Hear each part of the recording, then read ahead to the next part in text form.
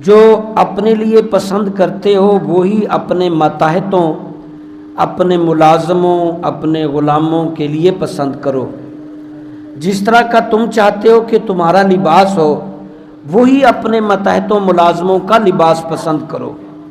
جس طرح کا تم چاہتے ہو کہ کھانا ایسا ہو تو ماتحتوں کے لیے بھی وہی کھانا۔ جو آپ کو گرمی لگتی ہے، جو آپ کے لیے ضروریات ہیں وہی ماتحتوں کے لیے رکھو۔ فرماتے ہیں ابو ذر غفاری، میں نے اس دن سے اپنے غلاموں ملازموں کے لیے جو میں خود سوٹ لے کے آتا ہوں، کپڑے پہنتا ہوں وہی انہیں پہناتا ہوں، اور جو خود کھاتا ہوں انہیں وہی کھلاتا ہوں۔ مجھے اگر گرمی فیل ہوتی ہے تو میں ان کے لیے بھی وہی مناسب گرمی دور کرنے کا انتظام کرتا ہوں۔ دوائی، بیماری اور ہر طرح کے معاملات اپنے ہی کی طرح اپنے ماتحتوں اور مزدوروں کا خیال رکھتا ہوں۔ اللہ کے نبی صلی اللہ تعالی وسلم کی ایک حدیث مبارکہ ہے، آپ صلی اللہ علیہ وسلم نے اللہ کی طرف نسبت کرتے ہوئے فرمایا کہ اللہ رب العزت نے یہ بات کہی کہ قیامت کے دن میں 3 لوگوں کے ساتھ اچھا معاملہ نہیں کروں گا، 3 لوگوں کے ساتھ میں غصے سے پیش آؤں گا۔ قیامت کے دن 3 لوگوں کا جب میرا سامنا ہوگا تو میرا جلال عروج پر ہوگا، اور خود ارشاد فرمایا اللہ نے، ایک وہ بندہ جو میرا نام لے کے اور پھر وعدہ خلافی کرے، یعنی اس میں یہ ہو سکتا ہے کہ اللہ کی قسم کھا کے وہ جھوٹی قسم کھا رہا ہو، یا لوگوں کو اللہ کا نام بیچ میں لے کے کہ اللہ گواہ ہے کہ ہم یوں کریں گے پھر وہ پورا نہیں کرتا، یعنی وہ اللہ کو بیچ میں اپنے کاروبار معاملات میں وعدے معاہدے میں اللہ کو بیچ میں ڈالتا ہے اور پھر وہ اس پہ پورا نہیں اترتا۔ اللہ کو بیچ میں ڈال کے، اللہ کی قسمیں کھا کے، اللہ کو بیچ میں رکھ کے لوگوں کو یقین دلاتا ہے اور پورا نہیں اترتا۔ فرمایا قیامت کے دن اس کے ساتھ میں برا پیش آؤں گا۔ اللہ فرما رہے ہیں اس کے ساتھ میں غضبناک ہوں گا۔ اور دوسری بات جو آپ صلی اللہ علیہ وسلم نے حدیث قدسی کے مبارکے میں فرمائی، دوسری بات یہ فرمائی کہ جو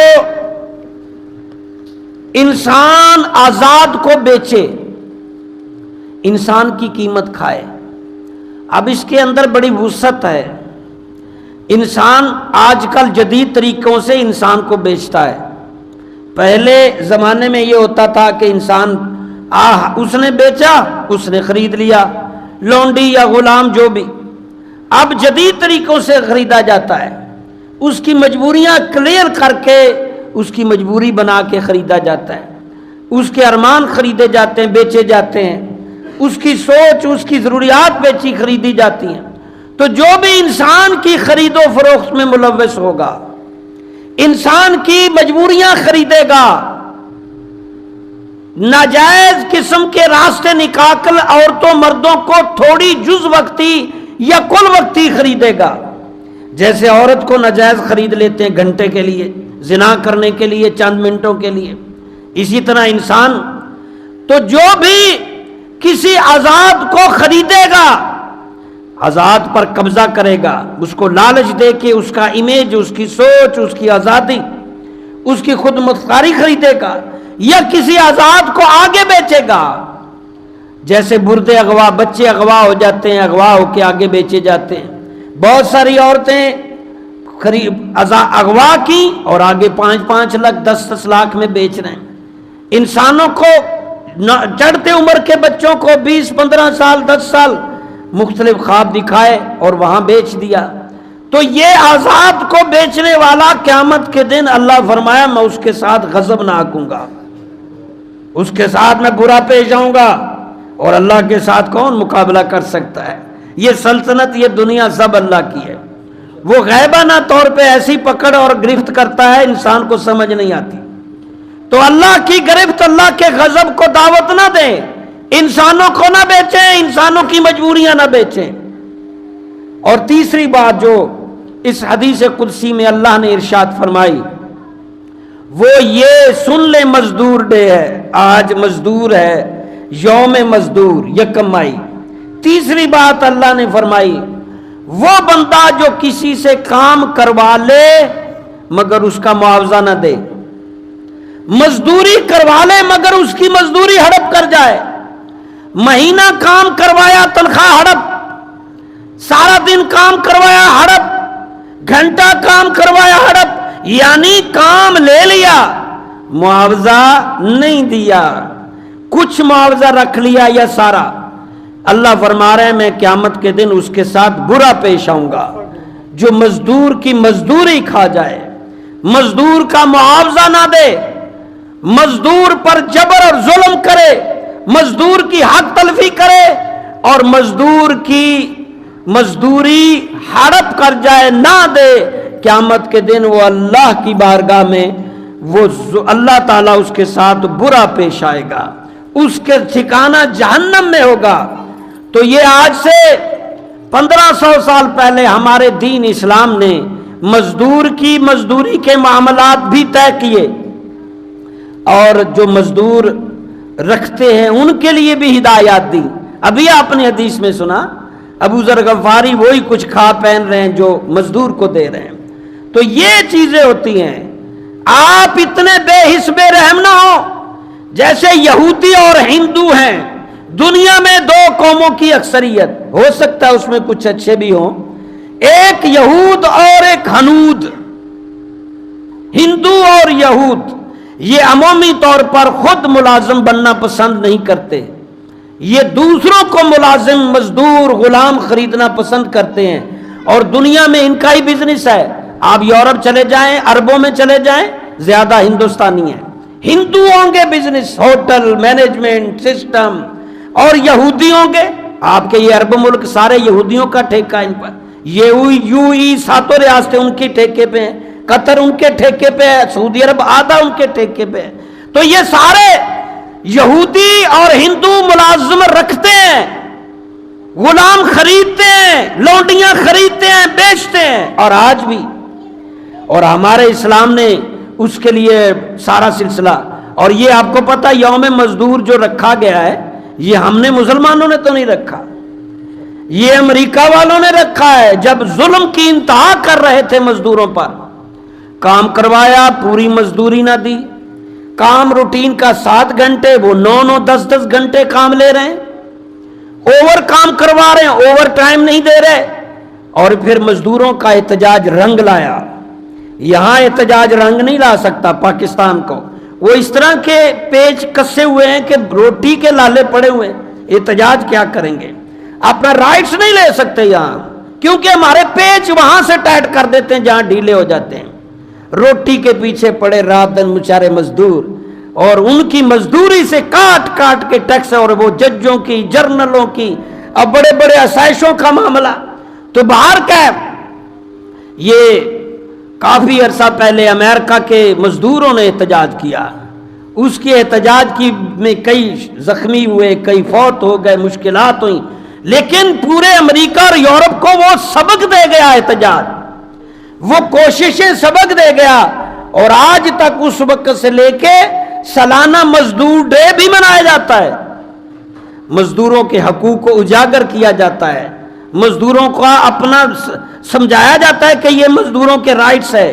اور آج وہ مسلمانوں کی نسبت یورپ امریکہ ہم سے آگے ہیں، وہ پر گھنٹہ معاوضہ دیتے ہیں، آپ کے 5 منٹ بھی اوپر لگیں آپ کو وہ 5 منٹ کا بھی پیسہ دیں گے۔ وہاں آپ دیکھیں، چلے جائیں، وہ گھنٹوں کے حساب سے آپ کو معاوضہ۔ ادھر پاکستان میں غلام ملک میں ہمارے دادا بڑے خوش ہو کے بتاتے تھے ہم آزاد ہو گئے۔ میں نے کہا نہیں دادا جی، آزاد نہیں ہوئے، ایک انگریز سے آزادی آپ سمجھنے ہوئی ہے، دوسرے انگریز کے پاس غلام ہے، برطانیہ نے آپ کو امریکہ کو بیچ دیا ہے۔ یہاں آپ یقین جانیے روزانہ ایسے جوان ملتے ہیں 10 گھنٹے کام لیے جاتا ہے اور مزدوری کچھ نہیں۔ اور میں نے نوجوانوں کی آنکھوں میں آنسو دیکھے، جی 25,000 روپے، 30,000، 10 گھنٹے کام، ظلم کی انتہا، اور وہ سارا 25,000 پٹرول کو، ٹیکسوں کو مختلف جگہ دے کے فارغ، کھائیں کہاں سے؟ یہ بہت کچھ کرنے کی ضرورت ہے پاکستان میں، بہت کچھ۔ ہمارے رسول صلی اللہ تعالی علیہ وسلم تو ساری ڈائریکشن دے گئے، فرمایا مزدور کی مزدوری اس کے پسینہ خشک ہونے سے پہلے ادا کر دو. جو کام آپ نے کروایا ہے فرمایا اس کی پہلے سے طے کرو.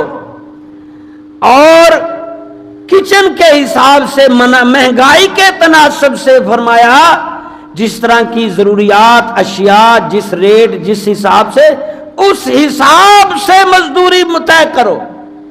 اب آپ سوچ لیں اب ہمارا بل کچن روٹی ضروریات کیا ہے؟ کیا آپ 25,000 میں 50,000 میں 30,000 میں میاں بیوی ایک صرف میاں بیوی بچے نہ ہو تو چل سکتا ہے؟ نہیں چل سکتا. اس حساب سے جس طرح سب سے مہنگائی ہے مزدوروں کی مزدوری اجرت نہیں ہو رہی، نہ گورنمنٹ کر رہی ہے، نہ امیر لوگ، نہ صنعت کار، نہ تاجر، سب لوگ اپنی غیر ذمہ داریوں سے محروم ہیں اور جہالت کی انتہا ہے. نہ دنیاوی تعلیم کی سوجھ بوجھ ہے نہ دین کی، نہ یہ فکر ہے کہ اللہ کو جواب دینا ہے اور نہ یہ فکر ہے کہ معاشرے کا نظام کیسے چلے گا. اب میں روز کا 25,000 خرچ رہا ہوں، مہینے بعد اس کا 25 کیسے مہینہ نکالے گا؟ چلو غریبی پہ صحیح. تو جس تناسب سے فرمان رسول صلی اللہ علیہ وسلم جس تناسب سے چیزیں اشیاء خرد و نوش ہوں گی فرمایا اسی تناسب سے مزدور کی مزدوری طے کی جائے گی، دہاڑی اس حساب سے بڑھائی جائے گی اگر مہنگائی بڑھے. اور فرمایا پسینہ خشک ہونے سے پہلے ادا کر دو. اور یاد رکھو مزدوری کرنا کوئی عیب نہیں ہے. اور مجھے ذاتی طور پہ میں مزدور لوگوں میں بیٹھنے میں خوشی محسوس کرتا ہوں، بڑی راحت ملتی ہے. وہ تھوڑی سی انکم میں اتنے پرمطمئن ہوتے ہیں، بڑی راحت ہوتی ہے، تسکین ملتی ہے. اور پھر حضرت موسیٰ علیہ السلام اور دیگر انبیاء کرام بھی تو مزدوریاں کرتے رہے. چلو ہمارے پیارے رسول صلی اللہ علیہ وسلم مزدوری کرتے رہے. آپ کو نہیں معلوم کہ حضور نے اجرت پر بکریاں چرائیں؟ آپ کو نہیں معلوم کہ حضور صلی اللہ علیہ وسلم نے حضرت خدیجہ الکبریٰ سے نکاح سے پہلے حضرت بی بی خدیجہ کے بزنس کے مینیجر رہے؟ تو تجارت کاروبار سارے نبی کرتے رہے. کام کرنا عبادت ہے، عیب نہیں. البتہ فارغ رہنا، نکھٹو رہنا، بیکار رہنا یہ عیب ہے. حضور صلی اللہ علیہ وسلم فرمایا جو محنت مزدوری کر کے اپنے بیوی بچوں کو کھلائے فرمایا یہ بہترین صدقہ ہے. اگر جوان محنت کر کے اپنے ماں باپ کو کھلائے تو دنیا کا بہترین صدقہ کر رہا ہے. اگر خاندان کا فرد اپنی بیوی بچوں بہنوں ضرورت مندوں اللہ کے گھر میں دے رہا ہے محنت کر کے تو یہ بہترین فرد ہے.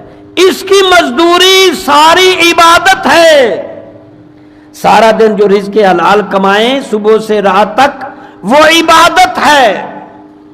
مزدوری عبادت ہے اگر حلال ہو، حرام کے جگاڑ نہیں لگانے، حلال مزدوری. حضرت موسیٰ علیہ السلام نے بھی مزدوری کی، آپ حیران ہوں گے. اور ہیلپ مدد بھی بڑی بات ہے. موسیٰ علیہ السلام جب ہجرت کر کے اپنے فرعون کی بادشاہی سے نکل رہے تو راستے میں آپ ٹھہرے، کنویں سے چرواہے پانی پلا رہے ہیں بھاری بھر ڈول نکال کر، مگر دو لڑکیاں شرمیلی سائڈ پہ اپنے چند جانور بھیڑیں لے کے کھڑی ہیں، ان میں طاقت نہیں کہ وہ نکال سکیں پانی. موسیٰ علیہ السلام نے جب سب جا چکے تو ہیلپ کی، جا کے وہ پانی کا وزنی ڈول نکال کے بکریوں کو پلایا بلا معاوضہ بلا لالچ. ہیلپ بھی اسلام میں ہے، ہیلپ مدد، کوئی لالچ نہیں ہے.